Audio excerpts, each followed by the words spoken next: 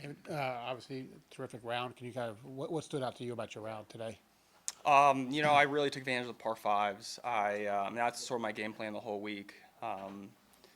Play the tough holes and even par. Try to Right. try to avoid big numbers out here because they can catch, creep up on you fast and just, score when you can. And there's a bunch of short par fours. There's obviously, four par fives that you can get to. So you just need to really take advantage of those to post a number. And everyone struggled with 16, 17, 18. You bogeyed the first two of those. It's just the fact they're tough holes. Yeah, I mean, I made like a couple marginal swings in those holes, and that's what happens. When you're playing, like a Yeah. 220-yard par three, you know, water left and dead right. So it's not easy, but it's fair, and I think if you pull off the shots, you get rewarded. At one point, I think you had a three-shot lead. Were you even aware of that?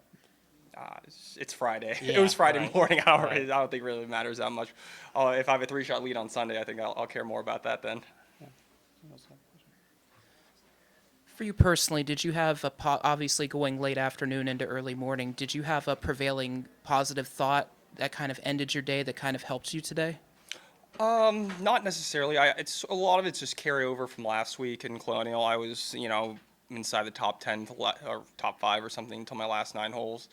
And, it's golf. But my game feels like it's in a good place, so I tried not to change too much and just keep going from there. On three, that was what from the rough you were able to get in for birdie. Just what did you see on that shot to just be able to find the back of the hole there? I actually, my caddy and I misclubbed off the tee, and we got way too close to the end of the fairway. I was only like a slight downslope. I tried to hit a nice little lob wedge, but it came out a little quick. One hopped over and to the rough. I got fortunate, caught a decent lie where I could get the club on the back of the ball, and I sort of like those shots. Sort of, you just chop at it, comes out soft, and worked out for me. Couple top tens this year as well as last week. You were flirting there. What is that feeling, and what have you been learning from those experiences that could help you this weekend? It's this game's tough. I'm coming off of like a little bit of a bad stretch, I would say, and but good golf's right around the corner, and that's what I kept telling myself. I kept working hard, believing in what I'm doing, and that's where I'm at. Where it's why I'm here. Doesn't seem like anything's been distracting you up to this point. Weather, is that a factor for you at all as far as the heat's concerned? Hotter the better for me. I played Really? a ton of golf on the Asian tour, and this is like a nice winter day to compare to like Malaysia or Singapore.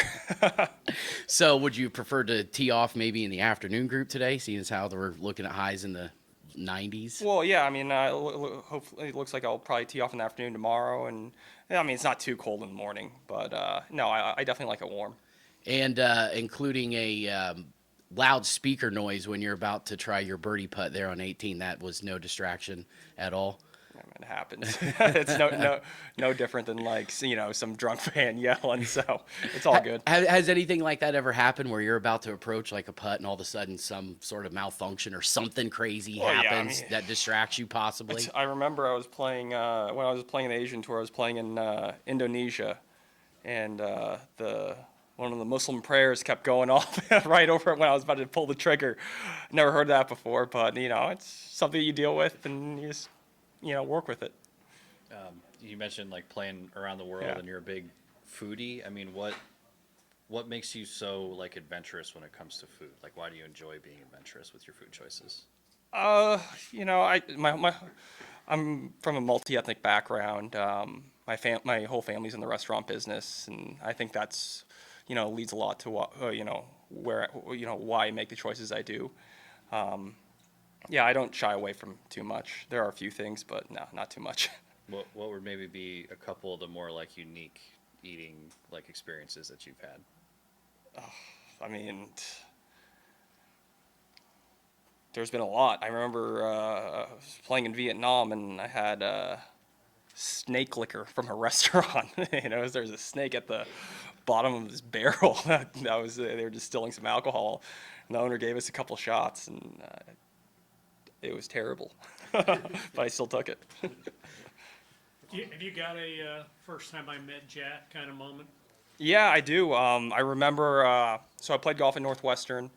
our team would go down in the winters to, West Palm, and because of Luke Donald, who was a member at the Bears Club. So we went out practice with him, and Jack was there, or Mr. Nicholas, I should say. And he, was gracious enough to talk to the entire team. That's when I first met him.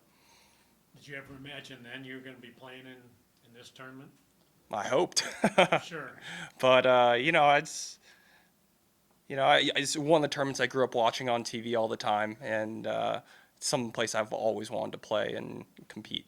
I guess when you're drinking snake alcohol in Malaysia and Vietnam, are you thinking about playing here then? You're not thinking about too much, I can guarantee you that. Kind of along those lines, it's been a long journey to get here. You graduated from school, takes you a long time to get to the tour. Can I describe that journey and the challenges? I'm sure it took a lot of determination and resolve to overcome adversity to do that. Yeah, for sure. I missed Q school in 11 to, get into the PGA Tour or Web.com then too, and went to the Asian Tour. Played pretty well out there, then jumped back to the Web, then jumped back to the Asian Tour, then got my European Tour card, played out there for years, and then, took a gamble, and because I had a pretty decent career out in Europe, to play the Corn Ferry, because this is where I want to be. Took a gamble, paid off, second year on tour, so, life's good. How many tours have you played? I've played in probably events sanctioned by almost every tour in the world. How many continents? I've played on everything but Antarctica. Yeah.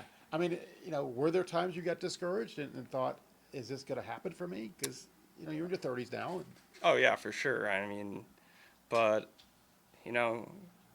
I think everyone has doubts, but it's, how you face that, how you overcome it, and how you deal with it that matters. Awesome. Thanks, David. Appreciate it. Yep. Thanks. Thanks, man. Appreciate you. I'm actually happy.